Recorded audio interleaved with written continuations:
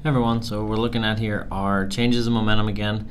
In class we did the demonstrations with the egg toss and all the different demonstrations with throwing the egg into the sheet or the wall or all the clay bouncy ball scenarios. But in each of those scenarios what we saw is that a force causes this change, what we're going to call momentum.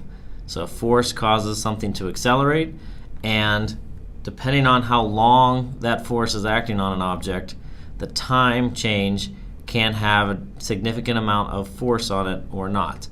So if you have a large time, you can have a very small amount of force as the momentum is changing, or you can flip that and have a very short amount of time and a very large force for the change in momentum.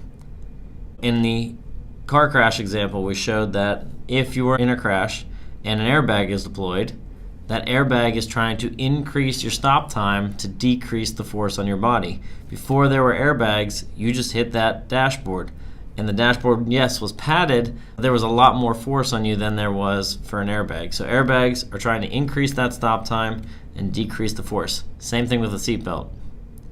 And we also talked about the bounce versus no bounce and what causes larger forces. We saw that in order to cause something to not bounce, all you have to do is push up and stop that thing from moving.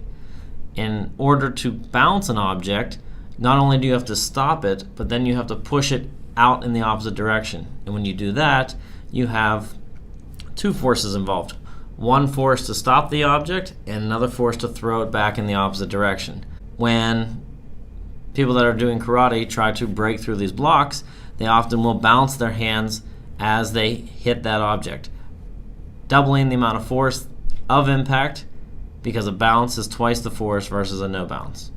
And when all things are in collisions there, like when someone kicks a football or hits a baseball, those objects do not maintain their rigid shape. They do deform, and as they deform, all the air, say inside that football, pushes back on the toe, and that's what causes the football to fly off. If the air pushes back on the foot then pushes on the ball, sending the ball off in its trajectory.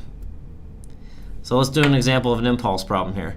We've got a baseball, it's about 5 ounces, it's thrown around 90 miles an hour, hits a bat that's traveling 66 miles an hour in the opposite direction, and was in contact with the bat for about a millisecond.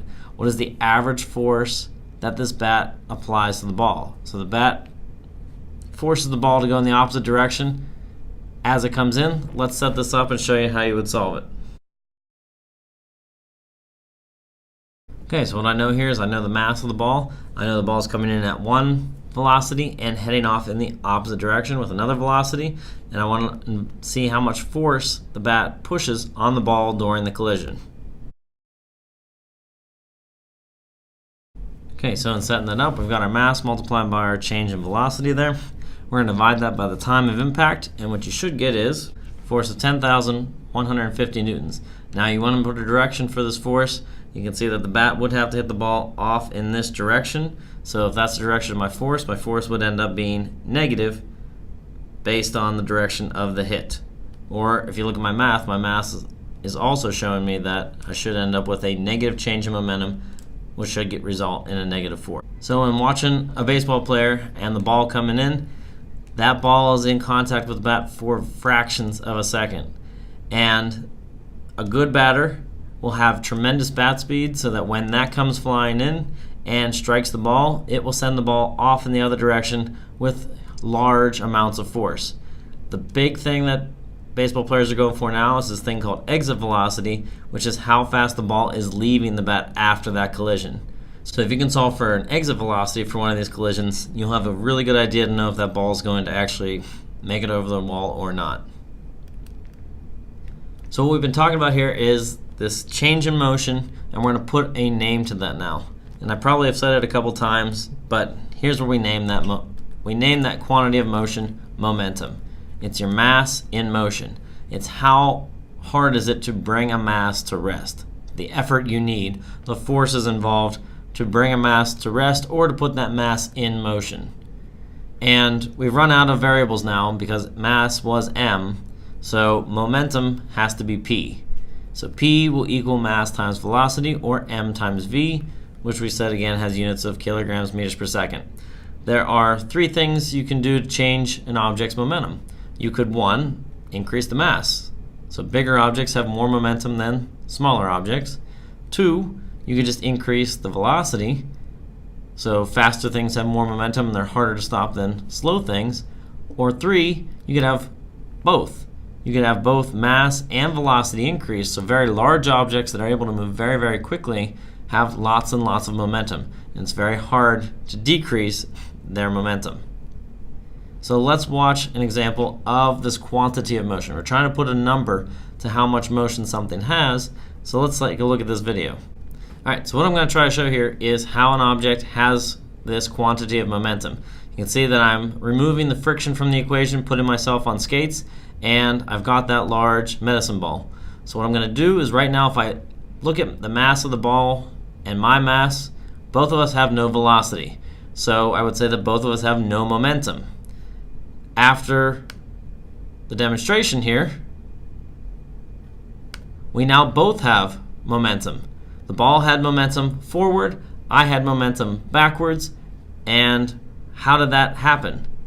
Well, based on what we talked about with impulse, to change an object's momentum, there must be a force applied over time. And in this case, I pushed on the ball then pushed back on me, causing a change in my momentum as I caused a change in its momentum. But what we want to look at is that momentum before and after the situation. Right here in the beginning, there was no momentum. I was standing still and the ball was standing still. Once I throw it, the ball moves forward and I end up moving backwards in the opposite direction. So how is this possible? How can we go from having no motion to having motion? And we have to go back to Newton's second law. Newton's second law says that force equals ma, and remember that ma is dv dt. So really, mass times a change in velocity over time is really a change in momentum over time. And that's really the way that Newton wrote it up. Newton's real second law of motion was written as change in momentum over time, or the derivative of the change in momentum with respect to time. So if you look at that, the momentum of a system is the mass times velocity of all the objects in that system. And if we focus on myself and the ball as the two objects in the system, so if I make the system myself and the ball, I know that I pushed the ball forward. That was the force of me on the ball. The ball pushed back on me with an equal and opposite force. So if I look at my forces inside the system, there is no net force. Our forces, according to third law, says I push on you, you push back on me. Those forces are equal and opposite. So really, the net force is zero in this scenario. And if the net force is zero, what that's going to mean here, that my change in momentum over time of the system is going to add up to zero. So the momentum of each object in the beginning must equal the change in momentum of the objects at the end. The way that we like to write this, we like to say that momentum in the beginning must equal your momentum at the end. Or in other words, momentum is a conserved quantity.